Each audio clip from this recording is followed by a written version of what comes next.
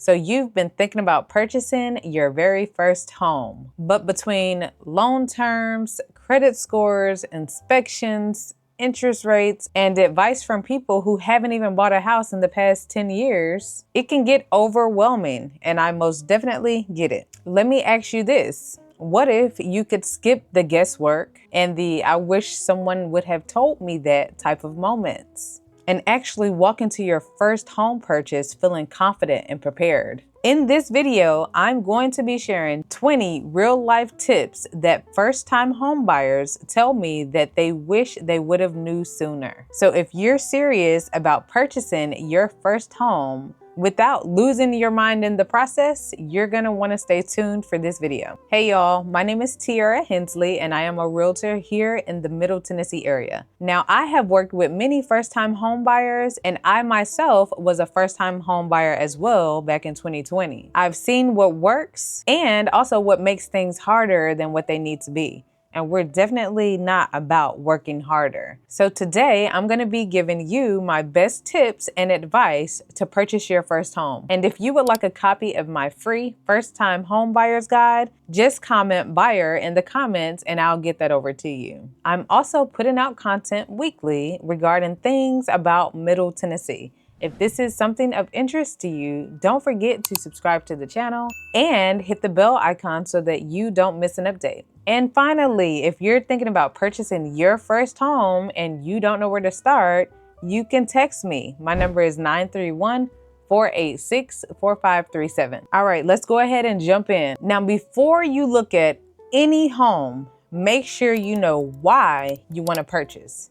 Now, that's very similar to goals. You want to know your big why. Is it because you're tired of paying rent to somebody? Are you wanting to start building your own equity? Are you needing more space? Or are you wanting to settle down in a certain school district before your little one starts kindergarten? Everybody's why is different, but having your reason top of mind most definitely helps you stay focused. Your why helps if things get a little stressful down the line, because it can happen. So once you have had the chance to sit down and do some reflecting and figure out exactly why you want to buy a house, the next step would be to contact a lender. And this is probably the biggest tip I can give you. Don't start house hunting until you talk to a lender. Even if you feel you're not quite ready, it's still worth the conversation. You might even find out you're in a better position than you think you are. And if you're not, most lenders can help you get to where you need to be in order to purchase a home. A good lender will break it all down for you. For example, if you have negative things on your credit report, a lender should be able to tell you how many points can be gained by getting that removed. And once all of that good stuff is out the way, a good lender is also going to tell you how much house you can afford. They're gonna sit down with you and go over the monthly payments. Now, tip number 3, just because you're pre-approved for it does not mean you should spend it. Yes, you may be pre-approved for $600,000.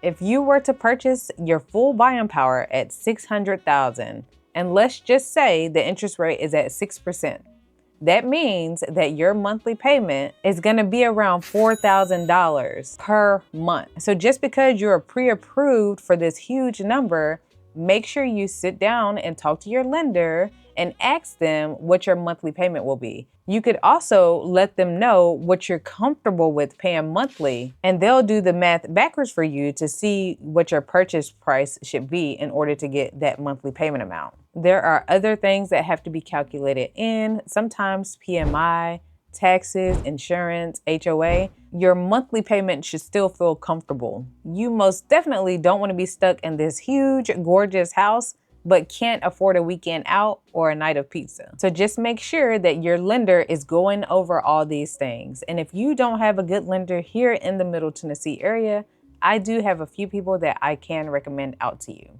And another thing, a lot of people think they need the 20% down to purchase a house. That's just not true. Tip number 4, don't fall for the listing photos. Sometimes those online photos don't do any justice. or they do too much. Some photographers use wide angle lens, filters, and lighting. It's like dating profile pictures, but for houses. The best way to get a feel for the house is to actually walk through it. So just remember that photos are just the starting point and actual real life tells the real story. Now, moving on to tip number 5. You want to make sure you budget for extras, not just your mortgage payment. You'll also have property taxes, homeowners insurance. Sometimes you have HOA fees. And most definitely, you have utilities. Then there's maintenance, like buying a lawnmower or curtains or new doorknobs. All of that stuff adds up. So you just want to make sure you plan for things from the start. That way you're not thrown off guard down the road. A little monthly cushion goes a long way, because once you own your home, all of those things become your responsibility. Tip number 6, location matters. I get it. Maybe you just love that updated kitchen, but if that house is 45 minutes from your job or an hour from your family, you're gonna feel that every single day, and you may start to regret it. You can paint walls, replace floors, even gut the bathroom later, but you can't pick up the house and move it to a different location. So before you decide which house you wanna purchase, think about your lifestyle,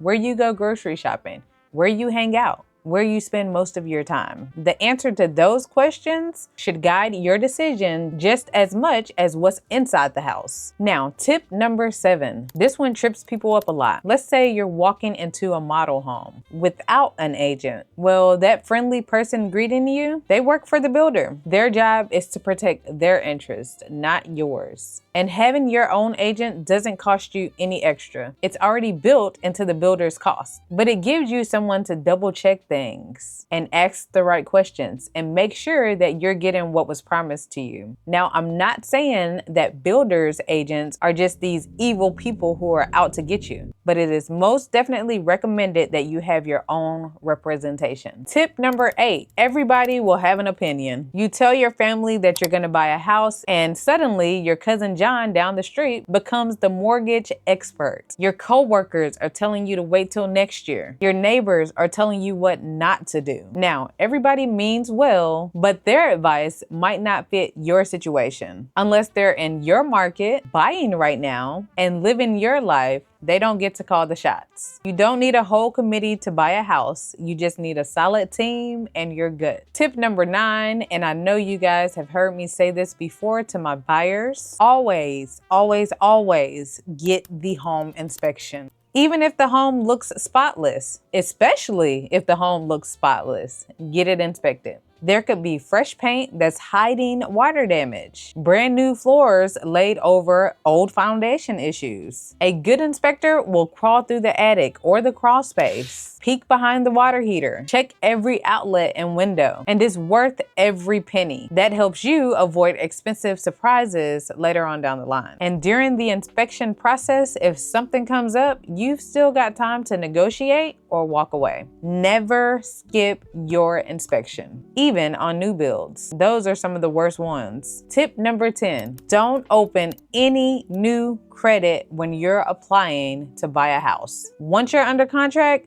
freeze those credit cards. Don't finance a new TV. Don't go out and buy a new car. Don't go out and buy all new furniture, because your lender is gonna recheck your credit right before closing. Even the smallest changes in your credit can knock the whole thing off balance. So just don't do it. You can furnish your house after you've closed and got the keys. Trust me, you do not want to ruin the deal over a couch. Tip number 11, know your closing cost. Let's talk about final numbers. Everyone hears down payment this, down payment that, but the closing costs can sneak up on you. Now, these normally run about 2 to 3% of the purchase price. That covers the appraisal, title fees, loan origination fees, and insurance. It's really the behind the scenes things to make everything official. And it's not just pocket change either. Let's say you're purchasing a $350,000 house. That could be another $7,000 to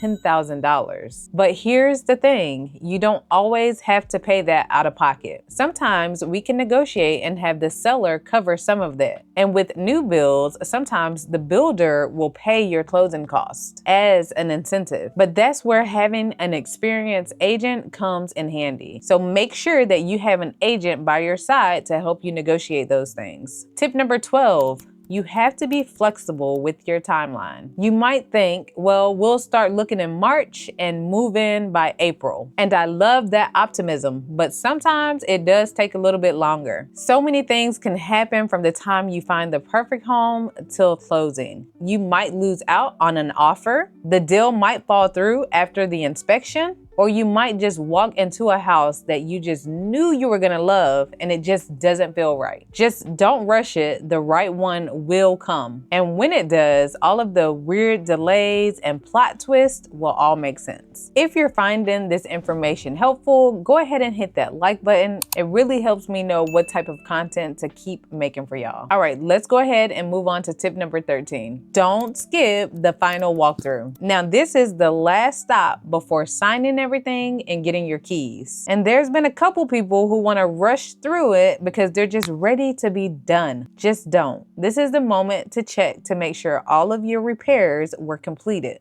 and that the home is in the same condition as it was when you first saw it, if not better. Flush the toilets, turn on the faucets, turn on the lights. Seriously, you want to treat it like it's a test run. Tip number 14, ask every single question. Don't be afraid to say, wait, what does that mean? If your lender says something to you and it sounds off or it's vague and you don't understand, just stop them and ask them to explain. And the same goes to your realtor.